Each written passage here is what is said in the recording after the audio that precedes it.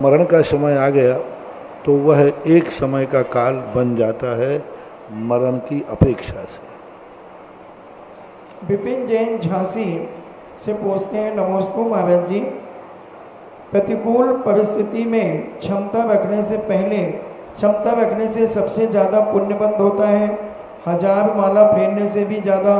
गुरु जी, यहाँ पर जिज्ञासा यह है, जो मंदिरों की संपत्ति पर कब्जा कर रहे हैं, अपनी मन मर्जी से उनका उपयोग कर रहे हैं और सब उनसे कह रहे हैं लेकिन वह नहीं मान रहे हैं, तो हम लोगों को उनके प्रति कैसी समता भाव रखना चाहिए? समता भाव, महानुभाव, आप अपनी संपत्ति लुट रही हो तब रखो, मंदिर की संपत्ति लुटने में समता भाव नहीं रखना। हाँ, बहुत जैन समाज आखिर आदि बनिया है और आदि जैन है। मंदिर की जब संपत्ति आ जाए, भैया अपन क्या राग देश करें क्या, और घर की संपत्ति लुटे तो आपकी संपत्ति पर यदि कोई कब्जा करे तो क्या करते हो? जैसे बने तैसे। आप यदि पदाधिकारी हैं तो मंदिर की संपत्तियों के लिए आपको कुछ भी करना पड़े तो करना चाहिए। कई लोग बहुत गंदी आदत है जैनियों में, मंदिर का कोई मान लीजिए जैसे ये प्रांगण है ना, ये जैसे अपना ये सामाजिक कार्यक्रम होते हैं, ऐसे सभी समाजों में होते, तो जब मीटिंग होगी तो यहाँ का चार्ज रखते हैं आप लोग शादी ब्याह का, तो लोग कहते हैं नहीं साहब गरीबों के लिए थोड़ा सोचो, बहुत ज़्यादा चार्ज करें। अरे भाई, तेरा फार्म हाउस पड़ा है, वो गरीबों को खोल देना। यानी मंदिर की संपत्ति में इतने ज़्यादा लोग समझते फोकट में, यदि कम से कम भी रखा जाए, यही प्रांगण यदि आप कहीं होटल में लेने जाएं तो कितने रुपया मिले भाई? 10 लाख रुपए। 10 लाख रुपए में। और यहाँ यदि 50,000 लाख रुपया रख दिए, अरे साहब लूट रहे हैं, अरे ये कर रहे हैं, तो ये सब बदमाशी है आपकी। मंदिर की संपत्ति का उपयोग करने का सही तरीका है कि यही संपत्ति यदि हम बाजार में मार्केट में लेंगे तो कितना खर्च होगा, उससे 1 रुपया ज़्यादा देना चाहिए, तब मंदिर की संपत्ति का उपयोग। इतना बड़ा प्रांगण यदि हमें कहीं शादी ब्याह के लिए आप निजी उपयोग में लेंगे बाहर, तो कितना रुपया लगेगा? तो फिर सोचना चाहिए कि नहीं, उतना ही पैसा हम वहाँ देंगे, वो पैसा पता नहीं कहाँ जाएगा, किस पाप में जाएगा। नहीं, उतने से भी हम 1 सवाया पैसा हम अपने मंदिर का प्रांगण का देंगे, उससे ज़्यादा, तब तो ठीक है। मंदिर की दुकानें किराए पे ले लेते हो, 5-5 रुपया 100-100 रुपये में देते हो, और वो भी दे दो तो बड़ी मेहरबानी है। और वही दुकान यदि मार्केट से लो तो 10,000, 20,000, 50,000, पगड़ी अलग लगती है। और मंदिर की चीज़ होती है तो बस वही सब सस्ते में। सब लोग मंदिर को लूटना चाहते हैं, सब मंदिर का माल सस्ता करना चाहते हैं। तुम्हारे यहीं की नहीं कह रहा हूँ, सारे भारत की ये दशा है। अभी ललितपुर में अभी मैंने यही सब चीज़ें अभियान चलाए थे, मैंने कि क्यों पाप कमा रहे हो। और ये ध्यान रख लेना, कड़वा सत्य पी जाना पी सको तो। मंदिर की संपत्ति, मंदिर का दुकान, मंदिर की कोई भी चीज़ यदि आपने मार्केट भाव से कम में उपयोग की है तो ध्यान रखना, ये पैसा कहीं ना कहीं से फूट करके निकलेगा। वो निर्माल है। ये 2 चावल तुमने नहीं खाए साहब, हम निर्माल नहीं खाते हैं।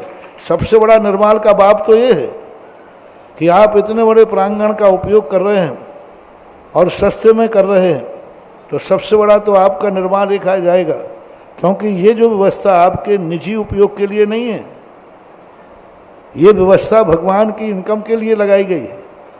इसमें जब भी कोई मंदिर की चीज़ कोई किराए पे देता है, उसके पीछे उद्देश्य क्या होता है कि भाई 2 रुपये की आमदनी होगी तो मंदिर की, तो आप मंदिर की आमदनी, भगवान की आमदनी कम कर रहे हैं। इसलिए जहाँ तक बने, उपयोग करने की मना नहीं, लेकिन उपयोग का एक पैमाना होना चाहिए। मंदिर की दुकान यदि लो और बाजार का जो किराया है उससे सवाया किराया मंदिर को जो देता है, उसको मंदिर की दुकान लेने का अधिकार है। जो पहले बाजार में पूछ लेगा कि भाई यही दुकान बाजार में किसी प्राइवेट लूँगा तो कितने की होगी, तो वो मंदिर में जाके कहेगा साहब वो 10,000 रुपये में दे रहा है, मैं मंदिर को 11,000 रुपया दूंगा, फिर देखो साहब आपका ठाट क्या होगा। तो ये स्थितियां बनना चाहिए। मंदिरों की बड़ी सामलाटी करी, बहुत गलत दुर्दशा है भारत की। बंधुओं, ये सब निर्माण की गोटी में। मंदिर को सस्ता मत करो, मंदिर की आमदनी कम मत करो। यदि आपको दया भाव आ रहा है तो आप अपना निजी फार्म हाउस, निजी स्थान बनाओ और वो दो गरीबों के लिए निःशुल्क, कि गरीब जो आएगा वो निःशुल्क। कई कमेटियां ऐसा करती हैं, मंदिर की संपत्ति पर दातारी कर दे, हम तो गरीबों को निःशुल्क देते हैं। अरे भाई, तेरा दुकान, तेरी होटल दे देना एक दिन निःशुल्क, एक दिन निःशुल्क होटल दे देना गरीबों को। नहीं, गरीबों को वो नहीं, मंदिर में यश लूटना चाहते हैं, कभी नहीं। गरीबों से मेरा कहना है कि मंदिर की संपत्ति का कभी तुम्हें उपयोग करना पड़े तो कर्जा लेकर के देना, मंदिर की संपत्ति पर कमेटी से कभी फोकट में मत लेना, कभी मत लेना। वो देवें, वो कहेंगे नहीं साहब आप बहुत गरीब हैं, आप तो कर लीजिए कोई, तो हाथ जोड़ लेना, बोले साहब भगवान के मुझ में नहीं करना, और कहीं आप हमें दोगे तो हम ले लेंगे। ये होना चाहिए महानुभाव, अन्यथा इसके बहुत दुष्परिणाम हैं। ऐसे परिणाम निकलते हैं, ऐसे परिणाम निकलते हैं कि कुछ पूछो मत। सोने की मोहर हाथ में रख दी जाए तो कोयला हो जाती है। कई लोग कई प्रकार की बातें करते हैं, ये जो टेंट मेंट वाले होते हैं ना, ये लोग गड़बड़ क्या करते हैं, कमेटी वालों से कहते साहब हमारा टेंट लगवा लो, तो कमेटी वाले कहते मुझे क्या लाभ है, बोले आपकी शादी होगी हम निःशुल्क करेंगे, कोई टेंट का पैसा नहीं लेंगे। ये भारत में चलने लगा कमीशन खोज। देखो कमीशन का तरीका देखो, यानी टेंट वाले का वो कमेटी वाले उसी टेंट वाले को देंगे, क्योंकि उस कमेटी वाले ने कहा कि टेंट वाला क्या है, जब उनकी शादी आएगी कमेटी वालों की तो उनको सस्ते में कर देगा या निःशुल्क कर देगा। ये भी कमीशन है, ये भी निर्माण है। अब उस टेंट वाले चाहे अब वो राख लगावे चाहे कुछ खावे, उसने तो कमेटी को निःशुल्क देकर रिश्वत दे दी ना, और ये हो रहा है सारे भारत में। बचो इससे महानुभाव, मत कहो इस पर कि मुझे निःशुल्क नहीं चाहिए, मैं कमेटी में हूँ तो सारी समाज जितना पैसा देती है कमेटी वाला उससे 1.5 पैसा देगी, तब कमेटी वाले को वो माना जाएगा। नहीं साहब, मैं समाज इतना देती तो मैं कमेटी में होकर के 1.5 दूंगा, क्योंकि मैं कमेटी में हूँ। लेकिन लोग सोचते हैं अरे कमेटी में हूँ तो कमेटी के लिए क्या पैसा लगना। आजकल ऐसा होने लगा। आजकल मंदिरों के लिए सामान आता है, अपने परिचय वाली दुकानों में से लाते हैं, जो उनके रिश्तेदार होंगे, उनके ब्याही जी होंगे या उनके लगे हुए दुकानदार होंगे, उन्हीं यहाँ से आएगा। फिर अभी नहीं लेंगे कमीशन, जब वो माल लेने जाएंगे तब पूरी कसर निकाल लेंगे, भाई देखो रेट कम हिसाब से लगाना, नहीं तो मंदिर का माल तो मेरे ही से आता है, मैं पदाधिकारी हूँ वहाँ का। अब वो वहाँ कमीशन खाएंगे, डायरेक्ट मंदिर का कमीशन नहीं खाया, वो तो बिल बराबर है, लेकिन मंदिर के दबाव में ये सारे भारत में हो रहा है। मैंने तो एक नियम बना दिया अपने जहाँ हमारा चलती है वहाँ, कि कमेटी की परिचित वाले के यहाँ से मंदिर का कोई सामान नहीं आएगा, रिश्तेदार के यहाँ से चाहे महंगा आवे।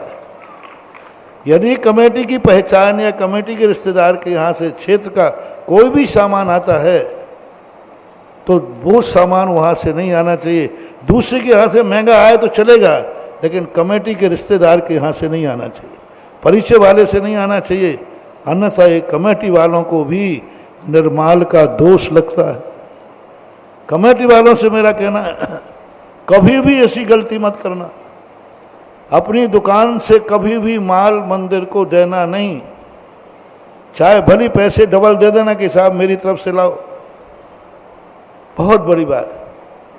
तो ये चीज़ें होना चाहिए जिससे कि हमारी पारदर्शिता बनी रहेगी और लोग उंगली नहीं उठा सकेंगे। उंगली इसलिए उठती हैं लोगों पर क्योंकि वो जानते हैं कहीं ना कहीं से कमीशन ले लेते हैं। जैसे मैंने कहा टेंट वाले से ले लिया, मंदिर में टेंट लगाया उसका तो पैसा बराबर लगा, लेकिन जब उनका टेंट लगेगा वो टेंट वाला फ्री कर देगा। क्या ये कमीशन नहीं है? क्या ये रिश्वतखोरी नहीं है? और सामान लाने के लिए भी यही स्थिति बनती है। कमेटियों में प्रस्ताव पास करो कि यदि ऐसे परिचित वाले की दुकान से माल आता है, एक पदाधिकारियों का वो रिश्तेदार है, तो बिल्कुल भी बिल पास नहीं होना चाहिए और उसका भुगतान उसी पदाधिकारी को खुद करना चाहिए। अन्यथा ये सब हो रहा है पूरा, और फिर बाद में कहते हैं महाराज जी हम तो इतनी सेवा की मंदिर की, इतना मैंने वर्षों तक सेवाएं की और उसका दुष्परिणाम ये निकलता है। इसलिए प्रश्न बहुत अच्छा है, ये सब निर्माल की कोटि में है। तुम कितनी बचना चाहो, ये सर्वज्ञ भगवान का धर्म है, उनसे कोई नहीं छुप सकता। तुम कितना भी धूल झोंकने का प्रयास करो। नितिन जैन ललितपुर से पूछते हैं, नमस्ते महाराज जी, जैन आगम के अनुसार ग्रहण दोष क्या होता है और इसका निवारण क्या है? ग्रहण दोष के संबंध में ज्योतिष में और कुछ शास्त्रों में वर्णन तो आया है। आप लोगों के